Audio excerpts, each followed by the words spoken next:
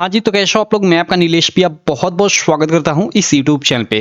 दोस्तों आज की इस वीडियो में हम लोग पढ़ेंगे क्लास 10th का सोशल साइंस का प्रीवियस ईयर क्वेश्चन पेपर का एमसीक्यू और मैप वाला क्वेश्चन। जी हाँ, मेरे दोस्त आप लोग देख सकते हो ये आप अभी स्क्रीन पे ये मैं एक ई-बुक तैयार कर रहा हूँ, ठीक है? जिसमें मैं आपका 2020 से लगाई 2023 तक जितने भी क्लास 10th सोशल साइंस में आपके एमसीक्यू आए हुए हैं, ठीक है? और मैप वाले क्वेश्चन आए हुए हैं, सबको इसमें इंक्लूड कर रहा हूँ, जिसमें आपके लगभग 300 प्लस, जी हाँ मेरे दोस्त, 300 से ज़्यादा एमसीक्यू हो जाएँगे और 100 प्लस मैप वाले क्वेश्चन हो जाएँगे, 100 से ज़्यादा। तो सबको इस ई-बुक में मैं फिट कर रहा हूँ, अभी आधा लगभग लिख लिया हूँ, तो चलो साथ में वीडियो भी बनाता रहूँ और ये ई-बुक जो है मैं आपको जो हम लोग का लक्ष्य बैच है उसमें प्रोवाइड करा दूँगा, ठीक है? देखो इसमें कैसा कंटेंट है मैं आपको दिखा भी देता हूँ 1 मिनट और तब हम लोग सॉल्व करते हैं चीज़ों को, ठीक है? देखो यहाँ पे सबसे पहले देख सकते हो हमने 2020 से शुरुआत की है, ठीक है? 2020 से इसलिए शुरुआत की है क्योंकि देखो उससे पहले आप लोग की एनसीईआरटी बुक नहीं लगती थी, 2019 में लगी और 2020 में बोर्ड एग्जाम हुआ तब से ही एनसीईआरटी बुक लग रही है, ठीक? तो अभी आपके एनसीईआरटी से ही क्वेश्चन आते हैं, तो इसलिए उससे पीछे के मैंने क्वेश्चन नहीं लिया है। तो देखो ये सोशल साइंस का आपका पेपर आया था जिसका सेट था 825 एनएक्स 2020 में, ठीक है? सबसे पहले यहाँ से मैं शुरुआत कर रहा हूँ, तो चलो इनको हम लोग सॉल्व करना शुरू करते हैं। इसी तरह 2020 में जितने भी सेट आए थे उनको सॉल्व करेंगे, फिर 2021 में तो बोर्ड एग्जाम ही नहीं हुआ था, 2022 में जितने भी सेट आए थे और 2023 में सबको हम लोग सॉल्व कर लेंगे, ठीक है? एमसीक्यू के साथ साथ देखो ये मैप वर्क भी मैं कैसे एकदम शानदार तरीके से आप लोगों के लिए तैयार किया हूँ, यहाँ पे दिखा देता हूँ, ठीक है?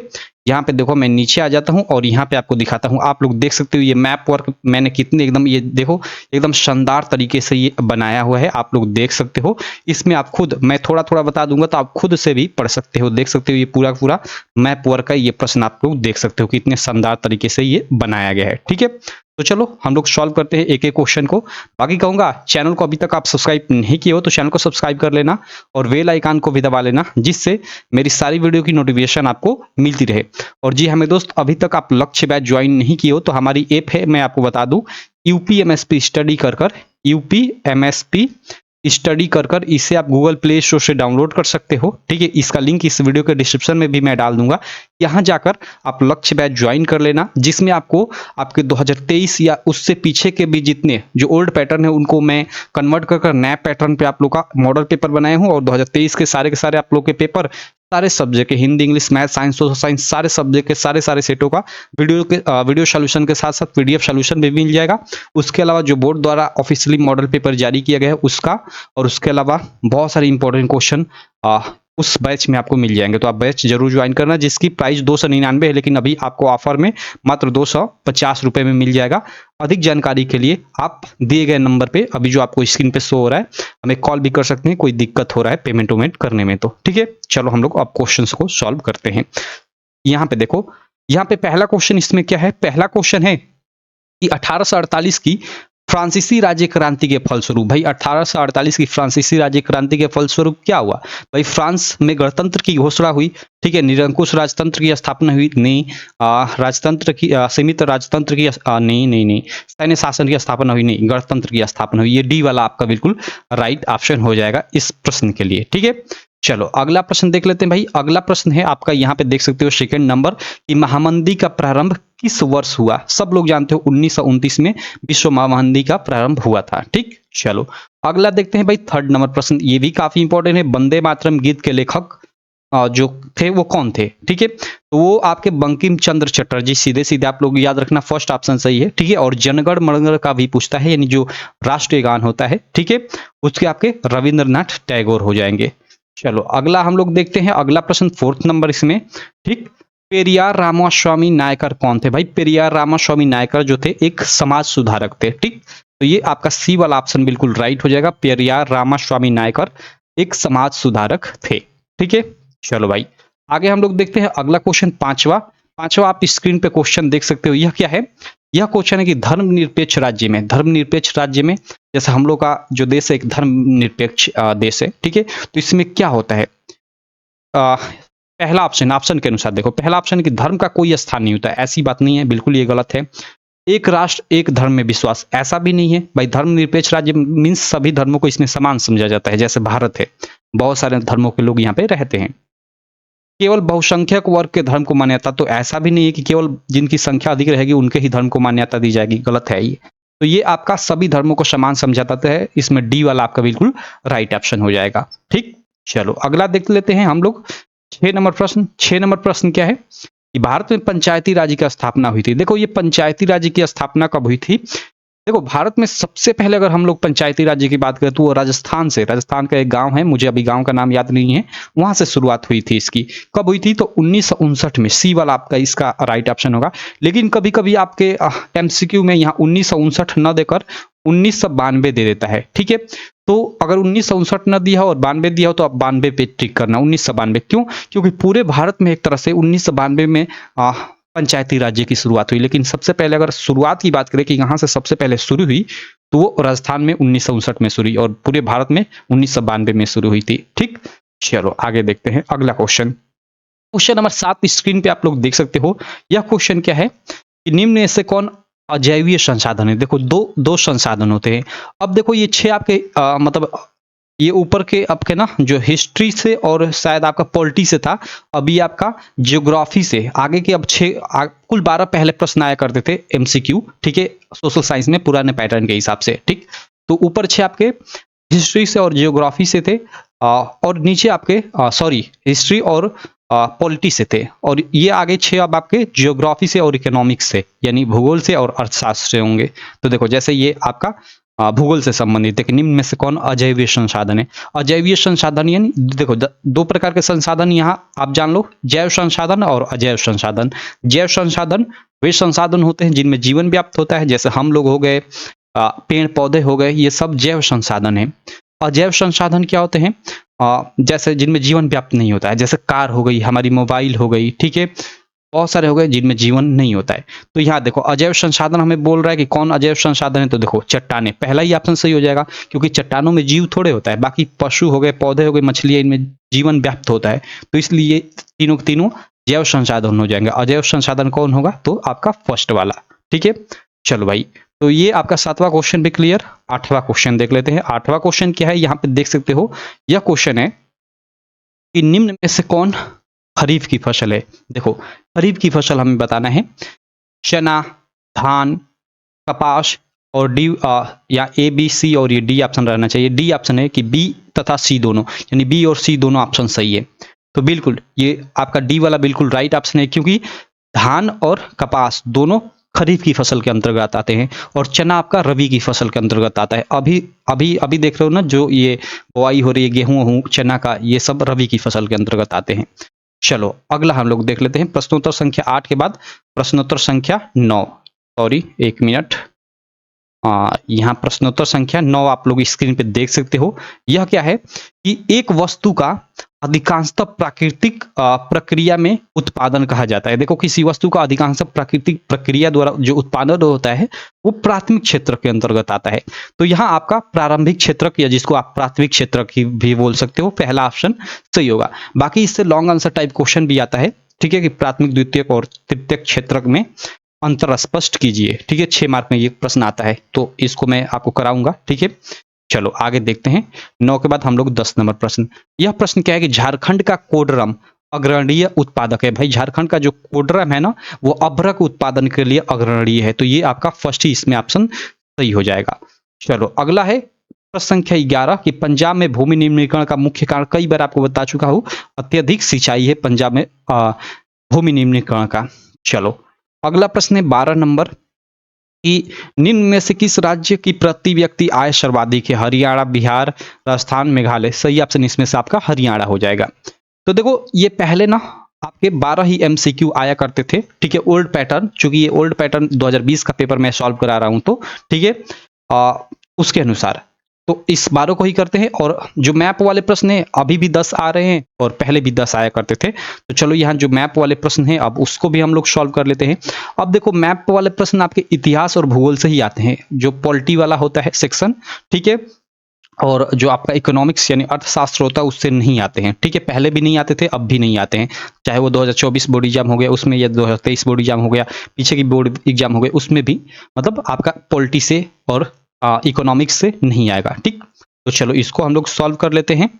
सबसे पहले यहाँ देखो हम लोग देखते हैं यहाँ मानचित्र कार्य में इतिहास वाले प्रश्नों को। यहाँ 5 प्रश्न पूछे गए हैं, पांचों में आपको क्या करना है, इसको आपको मानचित्र में भरना है। ठीक है, यहाँ पे निर्देश देख सकते हो, निर्देश दिया हुआ था कि निम्नलिखित स्थानों को भारत के दिए गए मानचित्र में ये चिन्ह दिया है कि इस चिन्ह द्वारा नाम सहित दर्शाइए।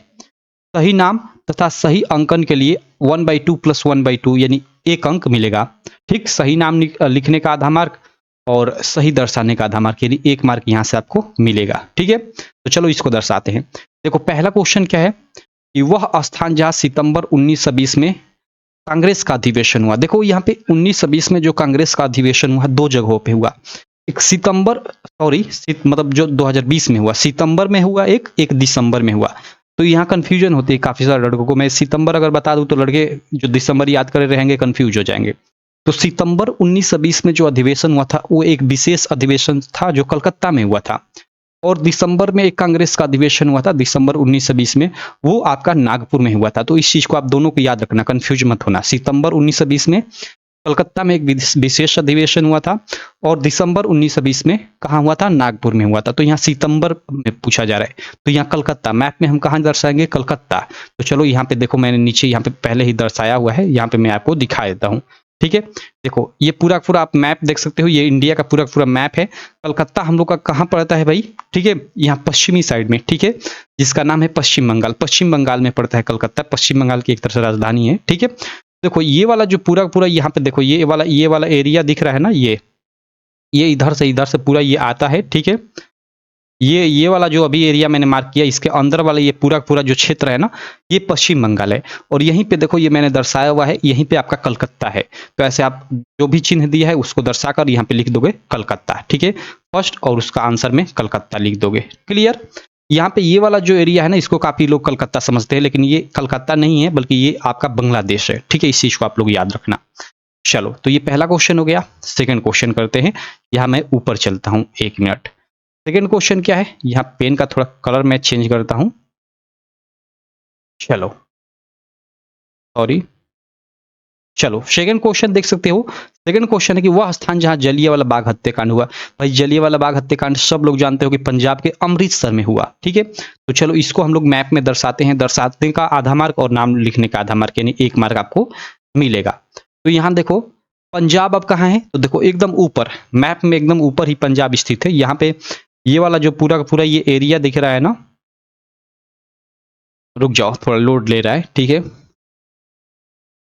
हाँ, ये वाला जो पूरा पूरा एरिया आप देख रहे हो ये पंजाब है। ठीक है, ये वाला एरिया जो है पूरा पूरा ये पंजाब है। तो पंजाब में ये जो यहाँ पे मैंने ट्रिक लगाया हुआ है, यहाँ पे जो दर्शाया हुआ है ये आपका क्या है, अमृतसर है।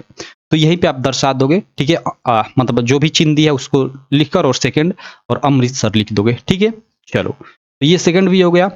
थर्ड देखो, थर्ड में हम लोग का क्या है, थर्ड क्वेश्चन हम लोग देखते हैं, ऊपर आ जाते हैं। थर्ड क्वेश्चन है, देखो यहाँ पे कांग्रेस के अधिवेशन से मैप में ना खूब प्रश्न आते हैं। तो देखो यहाँ थर्ड भी प्रश्न पूछा है कि वह स्थान जहां 1927 में कांग्रेस का अधिवेशन हुआ। ठीक है, तो चलो इसको भी हम लोग दर्शा लेते हैं 1927 में कांग्रेस के अधिवेशन को। यहाँ मैप में मैं आ जाता हूँ। ठीक है, और देखो जो 1927 में कांग्रेस का अधिवेशन हुआ था वो मद्रास में हुआ था। ठीक है, और मद्रास कहाँ है भाई, चेन्नई में स्थित है। तो चेन्नई, सॉरी तमिलनाडु। ठीक है, तमिलनाडु में स्थित है। तमिलनाडु का मैप देखो एकदम नीचे दक्षिणी भारत में स्थित है। ठीक है, दक्षिण में एकदम स्थित है। ये वाला जो देख रहे हो एरिया ना, ये आपका पूरा पूरा ये जो एरिया है ना, ये आपका क्या है, यही एरिया आपका तमिलनाडु है। क्लियर। तो यहाँ तमिलनाडु में यहाँ ऊपर के साइड में यहीं पे आपका क्या है, मद्रास है। तो यहाँ देखो हमने दर्शाया हुआ है। ठीक है, तो ये जो चिन्ह दिया है उसको, चिन्ह को आप दर्शा दो उस चिन्ह से, और यहाँ पे थर्ड और लिख दो मद्रास। तो ये आपका यहाँ इसको दर्शाने का और लिखने का आधा आधा यानी 1 मार्क आपको मिल जाएगा। ठीक है, तो क्लियर, मद्रास कहाँ है आप पहचान गए। चलो अगला प्रश्न कर लेते हैं। थर्ड के बाद 4th नंबर, यहाँ मैं ऊपर आ जाता हूँ। 4th नंबर भाई सब लोग जानते हो कि वह स्थान जहाँ सूती मिल श्रमिकों का सत्याग्रह हुआ। भाई सूती मिल श्रमिकों का सत्याग्रह क्या हुआ, गुजरात के अहमदाबाद में। ठीक, तो चलो गुजरात का मैप सबसे पहले तो हम लोग इंडिया के मैप में समझते हैं कि गुजरात कहाँ है, और फिर उसमें अहमदाबाद देखते हैं कहाँ है। तो देखो यहाँ पे जो ये एकदम इधर देख रहे हो ये सब एरिया जो ये वाला, ठीक है, यही क्या है आपका, यही आपका पूरा पूरा ये आपका जो है ना, ये आपका गुजरात है। ठीक है, ये पूरा का पूरा ये गुजरात है। ठीक है, अब इसमें अहमदाबाद कहाँ स्थित है तो देख लो, ये जो ये शेप टाइप का यहाँ पे ये निकला हुआ है ना, यहीं पे एकदम यहीं पे बीचों बीच यहाँ पे आपका अहमदाबाद है। तो ऐसे जो चिन्ह दिया है उसको चिन्ह से दर्शा दो और ये चौथे का लिख दो अहमदाबाद, उत्तर अहमदाबाद। तो दर्शाने का आधा मार्क, लिखने का आधा मार्क, यानी 1 मार्क आपको मिल जाएगा। ठीक है, तो ये आपका क्या रहा, गुजरात रहा पूरा पूरा। ये गुजरात को आप लोग याद रखना। ठीक, चलो आगे चलते हैं, 1 मिनट ऊपर चलते हैं हम लोग, अगला प्रश्न देखते हैं यहाँ पे। ओके, अगला प्रश्न है, ये भी कांग्रेस का अधिवेशन से ही संबंधित है। 3 आपका कांग्रेस का अधिवेशन से देखो प्रश्न पूछा हुआ है। ये क्या है कि वो स्थान जहां 1929 में कांग्रेस का अधिवेशन हुआ। भाई 1929 में जो कांग्रेस का अधिवेशन हुआ था ना, वो लाहौर में स्थित, लाहौर में हुआ था। उस समय लाहौर मतलब भारत का ही हिस्सा था, अभी तो पाकिस्तान का हिस्सा है। ठीक है, तो चलो इसको दर्शाते हैं। ठीक है, इंडिया से थोड़ा बाहर दर्शाना पड़ेगा, तो यहाँ आ जाते हैं। ठीक, इंडिया से बाहर आई थिंक इसी एक को दर्शाना होता है, लाहौर को ही, और खूब पूछा जाता है एग्जाम में। देखो यहाँ पे मैं आपको थोड़ा ये पंजाब वाला एरर कर दूं। ठीक है, ये पंजाब वाला एरिया को एरर कर इरेज कर देता हूँ। ठीक है, यहाँ पे देखो ये जो ये भारत का ये जो बॉर्डर है ना, ठीक है, ये पूरा पूरा ये भारत का बॉर्डर है। ठीक है, यहाँ यहाँ जो हम लोग का ये पंजाब था, इसके बगल में ही यहाँ पे नीचे, और जो ये अमृतसर था, इससे एकदम तिरछे ऐसे एक रोड भी जाता है अमृतसर से सीधे लाहौर को, ग्रैंड ट्रंक रोड, जिसे आई थिंक शेरशाह सूरी ने बनवाया था। बहुत पुराना रोड है, आप पढ़े होंगे। ठीक है, तो यहीं पे आपका लाहौर स्थित है। ठीक है, तो देख लो कहाँ स्थित है, ऐसे आप दर्शा दोगे और लिख दोगे आपका ये पांचवें का उत्तर लाहौर। ठीक, तो ये आपका इतिहास यानी जो हिस्ट्री वाले क्वेश्चन थे उनको हमने दर्शा लिया, अच्छे से समझ भी लिया कि कौन कहाँ कैसे कहाँ पड़ेगा। ठीक, अब चलो जो हम लोग का भूगोल वाला है उसको हम लोग देखते हैं, उसको दर्शाते हैं, जो जियोग्राफी वाला क्वेश्चन है। ठीक, अब देखो यहाँ भी आपके 5 क्वेश्चन रहेंगे, 5 नंबर के। ठीक, दर्शाने का आपको आधा आधा मार्क और नाम लिखने का आधा आधा मार्क मिलेगा। तो पहला इसमें क्वेश्चन है कि नागार्जुन सागर बांध, नागार्जुन सागर बांध चिन्ह द्वारा नाम सहित आपको दर्शाना है। ठीक है, नागार्जुन सागर बांध चलो दर्शाते हैं भाई। ये तेलंगाना में पड़ता है, तो यहाँ पे देखो तेलंगाना आपका कहाँ स्थित है भाई, तो हम लोग मैप में आ जाते हैं। ठीक है, यहाँ पे देखो, यहाँ ये जो एरिया दिख रहा है ना, ये पूरा का पूरा देखो, ये वाला एरिया, ये आपका ना ये तेलंगाना है। ठीक है, ये तेलंगाना है। ठीक, अभी शायद यहाँ पे चुनाव भी हो रहे हैं। तो यहाँ जो ये नीचे देख रहे हो ना, ये हमें वर्ग की, वहां बोला था वर्ग की आकृति से दर्शाओ, तो यहाँ पे ये दर्शाया गया है वर्ग की आकृति। यहाँ पे देखो, यही क्या है आपका, यही पे आपका नागार्जुन सागर बांध है, तो इसको दर्शाकर और लिख दोगे नागार्जुन सागर बांध। ठीक, चलो आगे, यहाँ पर बांध नहीं लिखा है, आप लोग लिख देना। तो ये आपका क्या हो गया, फर्स्ट का उत्तर हो गया। सेकंड का उत्तर देखते हैं। सेकंड हम लोग देखते हैं, 1 मिनट ऊपर क्वेश्चन पे आ जाता हूँ। सेकंड क्वेश्चन क्या है, सेकंड क्वेश्चन है ओके, कपास उत्पादन का एक क्षेत्र हमें दर्शाना है। तो भाई कपास उत्पादन के लिए सबसे फेमस गुजरात है। ठीक है, तो गुजरात वाले मैप में जाकर आप मतलब कहीं भी ऐसे दर्शा दो, क्योंकि गुजरात में लगभग हर जगह कपास की खेती होती है, कपास लगभग होता है। ठीक, तो देखो इसको कैसे दर्शाया गया है, यहाँ पे मैं आ जाता हूँ, आपको दिखा देता हूँ। देखो ये गुजरात वाला जो ये आपका पूरा पूरा जो एरिया था, उसमें देखो मैंने इसको ऐसे मतलब जो चिन्ह दिया था उससे दर्शा दिया है, और यहाँ पे नाम लिख दिया कि ठड गुजरात, सिंपल। ठीक, चलो उसके बाद हम लोग फोर्थ वाला प्रश्न कर लेते हैं। 1 मिनट यहाँ ऊपर आ जाता हूँ। नहीं, सेकंड था ये, माफ करना है, ये सेकंड कपास उत्पादन का एक क्षेत्र में, तो ये सेकंड था, मैंने यहाँ पे गलत लिख दिया है। ये आपका सेकंड था भाई, ये सेकंड है, न कि थर्ड। ठीक, चलो तो उसके बाद हम लोग चलते हैं अगले प्रश्न पे। अगला प्रश्न हमें क्या बोला जा रहा है, थर्ड वाला, कि बक्साइड उत्पादन का एक क्षेत्र, ये प्लस प्लस चिन्ह द्वारा दर्शाना है। ठीक, बक्साइड उत्पादन का एक क्षेत्र चिन्ह द्वारा नाम सहित। ठीक, तो भाई बक्साइड उत्पादन में ना जो उड़ीसा राज्य है हम लोग का सबसे मतलब पहले स्थान पे है, तो उड़ीसा को ही दर्शा देते हैं, सिंपल। ठीक है, तो थर्ड में हम लोग चलो उड़ीसा को ही दर्शा देते हैं। ठीक है, यहाँ आ जाता हूँ नीचे में, देखो ये जो आपको एरिया पूरा पूरा यहाँ पे दिख रहा है ना, ये आपका ये क्या है भाई, ये वाला जो आपका पूरा पूरा यहाँ पे जो यहाँ से ये वाला एरिया है ना, ये आपका उड़ीसा है। ठीक, तो यहाँ उड़ीसा में मैंने ये प्लस प्लस जो भी चिन्ह दिया है उसको, और ये चौथे का उत्तर था ना शायद, तो चौथा यहाँ पे कर कर दर्शा दिया। ठीक, चौथा था कि तीसरा था, अभी ऊपर देख लेते हैं। चलो मतलब यहाँ आपको दर्शा देना है, यहाँ पे 1 2 लिखने में मुझे मतलब यहाँ आई थिंक गलती कर दिया है। ये तीसरा था, चौथा नहीं था, तीसरा था, माफ करना। ठीक, चौथा आपको क्या दर्शाना है, चौथा आपको दर्शाना है हैदराबाद नगर, इस मतलब गोलाकार चिन्ह द्वारा।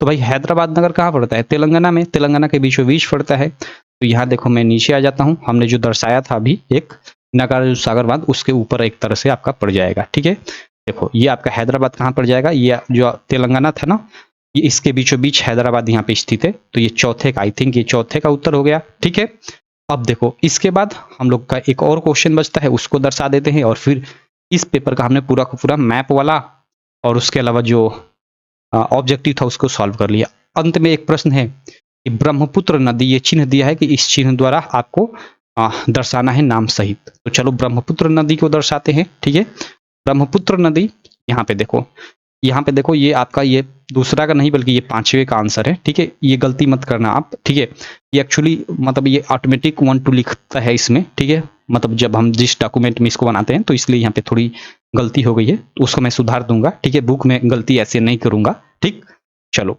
तो यहाँ पे देखो ब्रह्मपुत्र नदी क्या होता है ना, तिब्बत के पठार से इसका उद्गम होता है और तिब्बत के पठार से देखो यहाँ पे देखो ये तो आपका ये जो देख रहे हो ना, ये बाउंड्री देखो, ये हम लोग का ये पूरा का पूरा यूपी है। ठीक है, ये आपका बिहार है। ठीक है, और इधर आपका इधर नहीं दर्शाया गया है, मैं आपको दर्शा देता हूँ। ये जो है ना, यहीं पे आपका नेपाल स्थित है, यहीं पे आपका क्या है, ये नेपाल स्थित है।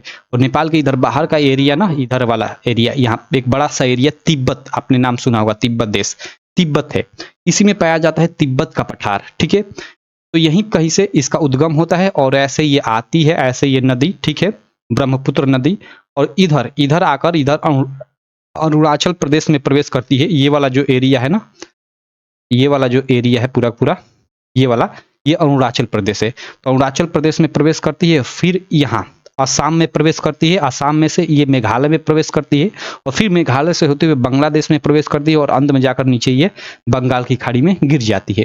ठीक, तो ऐसे पूरा आप दर्शा सकते हो। बाकी अगर छोटा सा भी एक राज्य में भी दर्शा देते हो तो कोई दिक्कत नहीं। ठीक है, यहाँ से आपने शुरुआत किया, ठीक है, और यहाँ तक पूरा आपने दर्शा दिया। ठीक, जैसे यहाँ से आप शुरुआत किए, यहाँ तक पूरा दर्शा दिए। बाकी आप केवल चूंकि जैसे ये यहाँ अरुणाचल प्रदेश में भी थोड़ा सा दर्शा सकते थे, ऐसे आप लिख सकते, मतलब ऐसे दर्शा दिए और इसको लिख दिए कि ब्रह्मपुत्र नदी, तो भी आपका सही माना जाता, और पूरा भी दर्शा दोगे तो कोई दिक्कत नहीं है। ठीक, तो ये रहा पूरा का पूरा आपका पांचवा प्रश्न इसका। ठीक, तो हमने इस वीडियो में जो आपका 2020 का ये पेपर सेट था ना, उसको पूरा का पूरा एक्सप्लेन कर दिया। ठीक है, कौन सा शायद एनएक्स वाला सेट था ना, ऊपर मैं देख लेता हूँ कौन सा सेट था भाई, ये हम लोग का ओके, ये एनएक्स वाला सेट था। इसको हमने पूरा का पूरा सॉल्व कर लिया, जो भी इसका एमसीक्यू था और इसका जो मैप वाला प्रश्न था। ठीक है, ये सारे के सारे काफी इंपॉर्टेंट प्रश्न है, जान जाओ, प्रीवियस ईयर पेपर जो मैं सॉल्व करा रहा हूँ। और इसमें वो भी ऐसा नहीं कि इसमें मैं जो लेटेस्ट पैटर्न पे आधारित है ना वही सॉल्व करा रहा हूँ, ऐसा नहीं कि जो हट गया है एनसीईआरटी से उसको मैं सॉल्व करा रहा हूँ, नहीं, उसको मैं खुद हटा दूंगा अगर हटा है तो। ठीक, तो ये आप याद रखना। ठीक, बाकी बस इस वीडियो में इतना ही। फिर कहूँगा अगर लक्ष्य बैच ज्वाइन नहीं किया हो तो मात्र ऑफर चल रहा है 250 रुपये में हमारी ऐप जो है यूपीएमएसपी स्टडी, उस पर आप ज्वाइन कर सकते हो। ये आपके बोर्ड एग्जाम में 80 से 90% लाने में काफ़ी हेल्प करेगा। ठीक है, तो चलो मैं मिलता हूँ आपसे नेक्स्ट वीडियो में, तब तक के लिए थैंक यू।